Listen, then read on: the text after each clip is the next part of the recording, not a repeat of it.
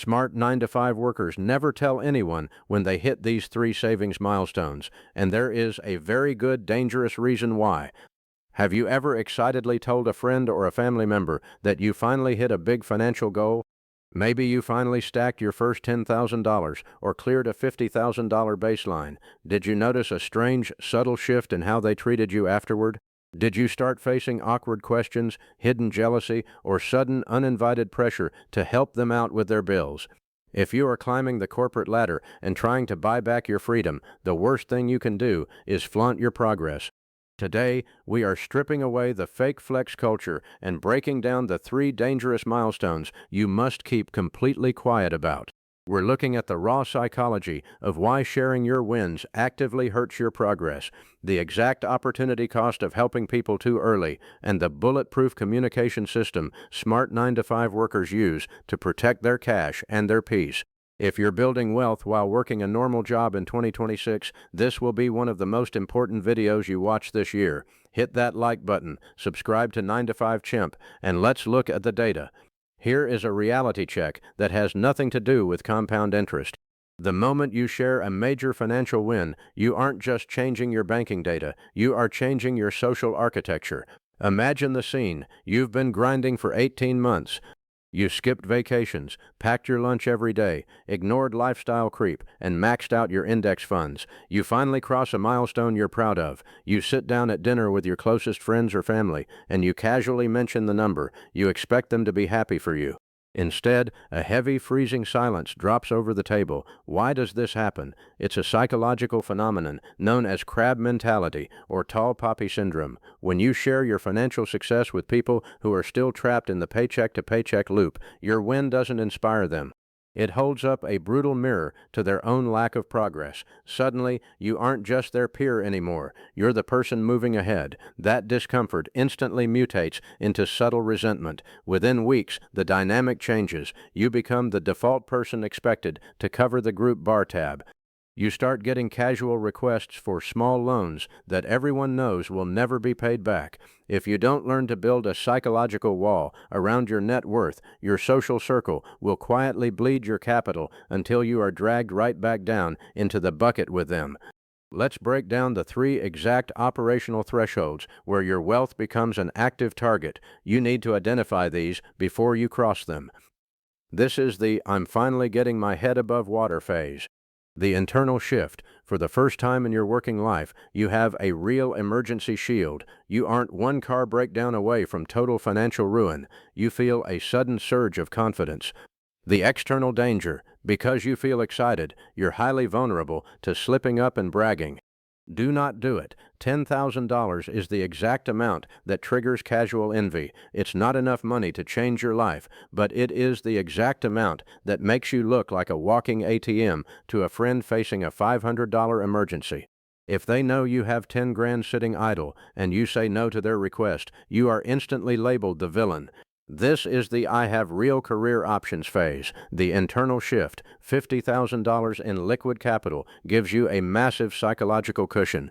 You stop taking abuse from a toxic manager at your 9 to 5 because you know you have months of runway. You might even start eyeing your first real estate investment or a house hacking play.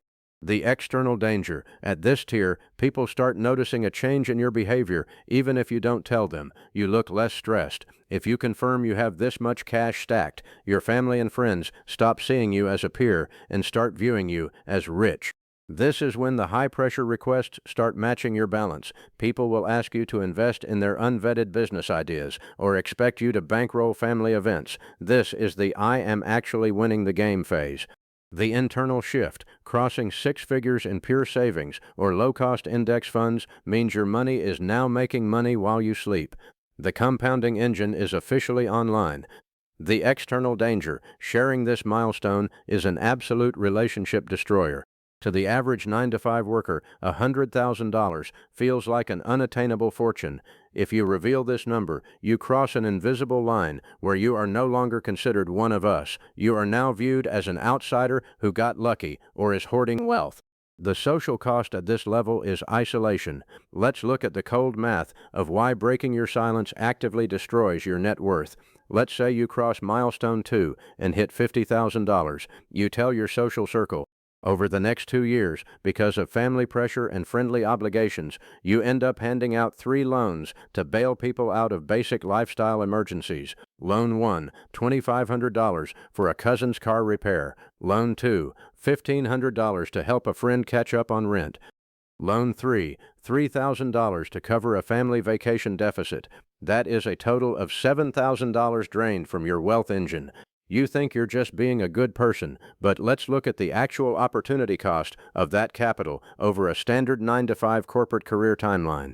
If that $7,000 had stayed locked inside an index fund compounding cleanly at a conservative 8% annual return, in 10 years, that leaked $7,000 grows to over $15,000.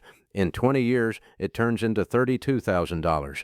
By the time you reach retirement, that single $7,000 leak has cost your household over $75,000 in pure, unadulterated wealth. When you look at the raw data, you realize you aren't just lending someone a few bucks to help them through a tight month. You are actively handing over your early retirement and your future freedom to subsidize their poor short-term tracking. Silence isn't selfish. It is a mandatory asset protection strategy. So, how do you handle this inside the real world without alienating everyone you know? You need to implement a strict corporate communication protocol. If someone asks you how your finances are going or makes a comment about your savings, you must become the most boring, financially uninteresting person in the room. You utilize the gray rock method. You deflect, downplay, and change the subject using automated, uninteresting scripts. Oh man, I'm just trying to keep up with inflation like everyone else. Honestly, after the rent/mortgage and taxes hit, there's barely anything left over. Everything I have is locked up in an account I can't touch until I'm 60. You don't lie about being broke. You simply shift the focus to liabilities and structural limits. Make your financial life look incredibly mundane and routine. Your spouse/partner, they need 100% visibility. You cannot build a high-performance household team if you are keeping secrets from the person co-signing your life. Run joint syncs, share the data, and align on goals behind closed doors. Your friends, they require 0% visibility. Your net worth is not a topic of casual weekend conversation. Your extended family, they require 0% visibility. Protect them from their own expectations by keeping your data private. To stay motivated without public validation, stop looking for applause from people who don't understand the game. Let your milestone metrics inside your spreadsheets be your scoreboard. Let the total control over your schedule be your validation. Is it ever safe to talk about your numbers? Yes, but only under 2 highly specific conditions. First, you can share when you are speaking with an aligned financial peer. This is someone who is actively running the same wealth-building playbook as you. They are investing heavily, tracking their capital metrics, and aren't looking for a handout because they are busy building their own fortress. When you talk to a peer, the conversation shifts from ego to optimization. Second, you can share when your wealth has officially reached the point of functional autonomy. This means your assets produce enough automated income to completely cover your lifestyle liabilities, and you are ready to walk away from your 9-to-5 permanently. At that stage, you aren't bragging about a number, you are executing a lifestyle transition, and the shield you've built is too thick for external drama to pierce. Building true financial freedom while working a normal job isn't a loud game. It is a quiet, systematic, undercover operation. Every dollar you keep private is a dollar that stays working for your future, completely insulated from the entitlement, envy, and social friction of the world around you. Protect your peace, protect your numbers, and let your freedom do the talking. Let's open up the community ledger right now for an anonymous account audit. Drop a comment below with 2 honest answers. What general savings milestone are you actively chasing or protecting right now? Are you building that 10K emergency shield, pushing toward the 50K cushion, or running the numbers for that 6-figure 100K plus engine? Have you ever made the mistake of telling someone your exact numbers and did their behavior change afterward? Let's talk about it, protect each other's privacy, and look at the real behavioral data down below.